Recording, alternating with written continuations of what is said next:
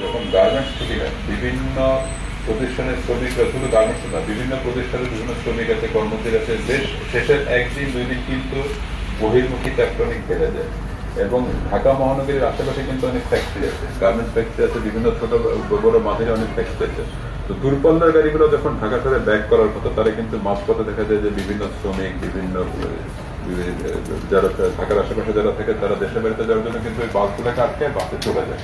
তখন কিন্তু এখানে একটা ভ্যাকুয়াম তৈরি হয় এবং এখানে যাত্রীরা কিন্তু বাস পায় না। কিন্তু তখন একটা কিন্তু ইন্টারনাল প্রেশারে কিন্তু অযাচিতভাবে অনেক গাড়ি চলে আসে। আমি কালকে ওয়ারি ডিভিশনে গিয়েছি, ওয়ারি ডিভিশনে বলা আছে যদি এরকম কোনো অযাচিতভাবে কোনো গাড়ি বের হয়, যদি কোনো লোকাল সার্ভিস যদি কোনো ইন্টার ডিস্ট্রিক্টের ট্রিপ নিতে চায় বা যদি কোনো যাত্রী অযাচিতভাবে নিতে যায়, এটা তাদের জন্য একটা রিস্ক, তাদের জন্য একটা ঝুঁকি তৈরি করবে। সেক্ষেত্রে আমরা হয়তো অনেক সময় তাদেরকে যদি নিবৃত্ত করতে নাও পারি, আমরা কিন্তু ভিডিও ক্যামেরা দিয়ে তাদের রেকর্ড করে রাখবো। পরবর্তীতে কিন্তু তাদের দরকার রুট পারমিট, ফিটনেস, এইসব ডকুমেন্টারি যে জিনিসগুলো আছে সেগুলো নিয়ে আমরা কাজ করবো। পরবর্তীতে তাদের বিরুদ্ধে কঠোর ব্যবস্থা নেওয়া হবে। আমরা এটার গতবার এক্সপিরিয়েন্স থেকে আমরা এই আশু পদক্ষেপ আমরা নিতে চাচ্ছি। আপনাদের যানবাহন ম্যানেজমেন্টের ক্ষেত্রে সমন্বয় সভা যেটি হয়েছিল ঈদের, সেখানে বলা হয়েছিল গার্মেন্টস শ্রমিকদের জন্য গার্মেন্টস মালিকরা পরিবহনের ব্যবস্থা করবে এবং তারা যাতে ফ্যাক্টরি থেকেই যেতে পারে এবং গার্মেন্টসের ছুটির ব্যাপারে সেটি যাতে পর্যায়ক্রমিক ভাবে হয় সে ধরনের আলোচনা হয়েছিল।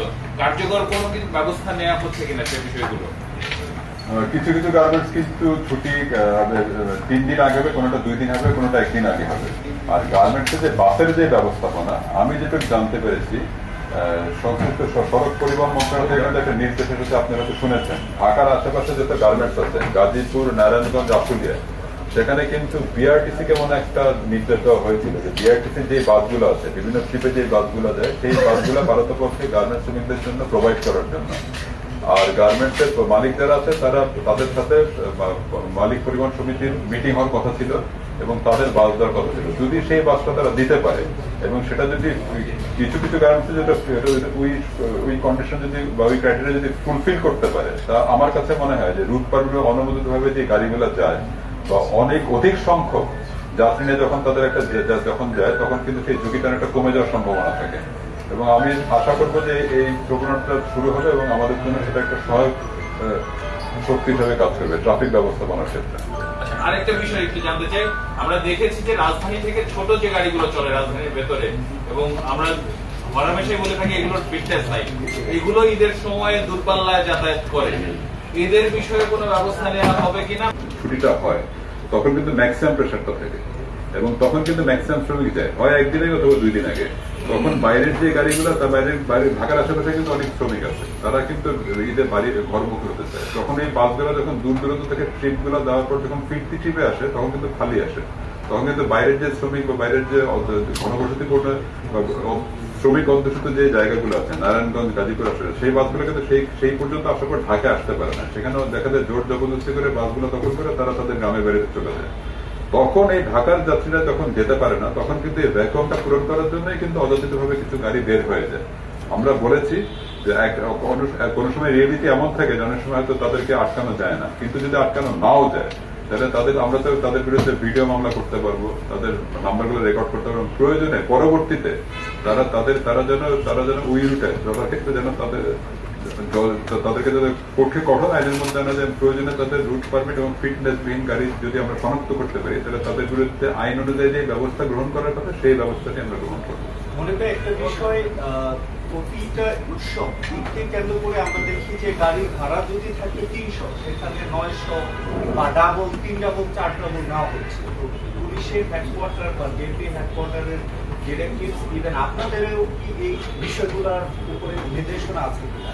ধন্যবাদ। এখানে আপনি জানেন যে প্রতিটি টার্মিনাল কেন্দ্রিক সার্ভিলেন্স টিম আছে এবং সার্ভিলেন্স টিম কিন্তু বিভিন্ন সংস্থার সমন্বয় হয়। সেখানে পুলিশের প্রতিনিধি থাকবে, বিআরটিএ থাকবে, সিটি কর্পোরেশন থাকে এবং নির্বাহী ম্যাজিস্ট্রেট থাকে। তো আপনার এখানে খবর আসে, যেটা রিপোর্টিং হয়, যেটা রিপোর্টেড হয়, সেখানে কিন্তু কর্তৃপক্ষ কর্তৃক ব্যবস্থা নেওয়া হয়। এবারও যদি কোনো রকম কোনো ঘটনা ঘটে, যদি অতিরিক্ত ভাড়ার বিষয়টি আসে, যদি ভাড়া ব্যাপারে কোনো রকম যদি কোনো ব্যত্যয় ঘটে, তাহলে আমার ধারণা যে সার্ভিস টিম যারা আছে তারা প্রয়োজনীয় দিক নির্দেশনা যেভাবে দেওয়া হচ্ছে সেভাবে প্রয়োজনীয় কার্যকর ব্যবস্থা গ্রহণ করবে। বিগত বছরগুলোতে ভুক্তভোগীরা বলছে পুলিশের সামনেই 3 ডাবল, 4 ডাবল ভাড়া নেওয়া হচ্ছে। তো এই ক্ষেত্রে কি প্রশাসনেরও কেউ কি এর সাথে জড়িয়ে যাচ্ছে প্রতিবাদে। না, এরকম কোনো হার্ড এরকম কংক্রিট কোনো এভিডেন্স আমার কাছে নাই, কিন্তু কথা হচ্ছে যদি এরকম যদি কোনো কারো বিরুদ্ধে যারা প্রমাণ পাওয়া গিয়েছে, আপনারা দেখবেন অনেক কাউন্টারের বিরুদ্ধে প্রমাণ পাওয়া গিয়েছে, বা যদি পাওয়া যায়, বা যদি কোনো কারো পক্ষে যদি কেউ এরকম যদি কোনো ইয়ে করে থাকে, যেরকম যদি কোনো ইলিসিট কোনো অ্যাক্টিভিটিতে জড়িত থাকে, বা এরকম যদি কোনো ম্যানিপুলেশন করে থাকে, তাহলে সেই ক্ষেত্রে অবশ্যই প্রমাণ সাপেক্ষে তো ব্যবস্থা নিতেই হবে, সেটা যেই হোক না কেন। তিনজনের বেশি, দুইজনের বেশি অনেকে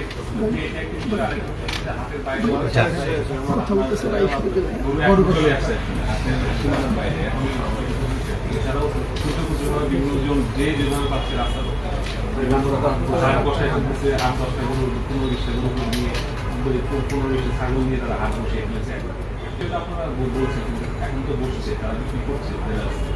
মানে একটু আমি শেয়ার করি, বিষয়টা হচ্ছে যে বাজার মানে আপনার পশুর হাট যে আছে সেটা থেকেও তারা রাস্তায় এসে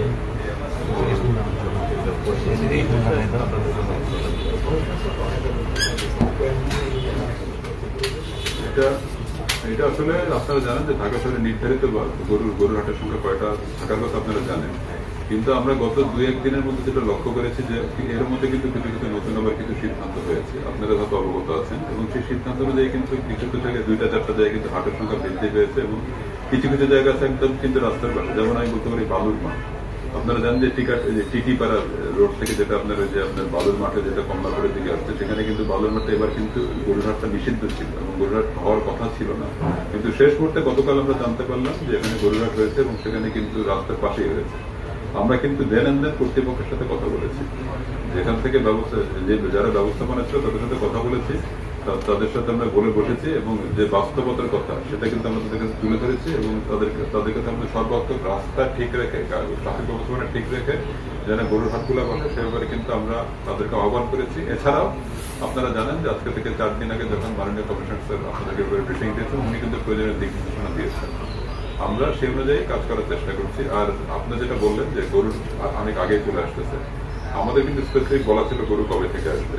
এটা কিন্তু যখন গরুটা আসে ঢাকা মহানগরীতে যখন আসে, এটা কিন্তু উৎস থেকেই বন্ধ করতে হয়। যখন ঢাকা মহানগরীর যখন আপনার এন্ট্রি এক্সিট পয়েন্টে চলে আসে, তখন কিন্তু আপনার একটা গরুর গাড়িকে যদি আপনি আটকান, তাহলে কিন্তু পিছিয়ে একটা ব্যাক ডেট হবে, সেটা কিন্তু একটা অযাচিত একটা যানজট তৈরি করবে। কারণ এখন অনেক মানুষ ঢাকার ভিতরে ঢুকতে, অনেক মানুষ ঢাকার বাইরে যাবে।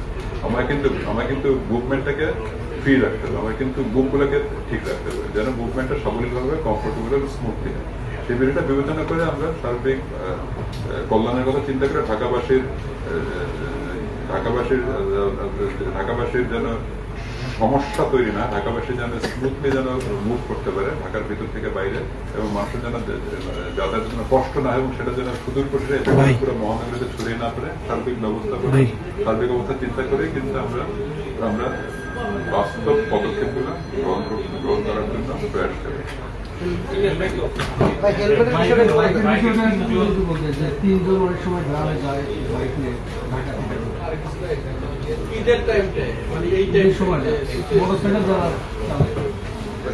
বাইকের বিরুদ্ধে বাইকে 3 জন চলুন বা হেলমেট ছাড়া চলুন, এটা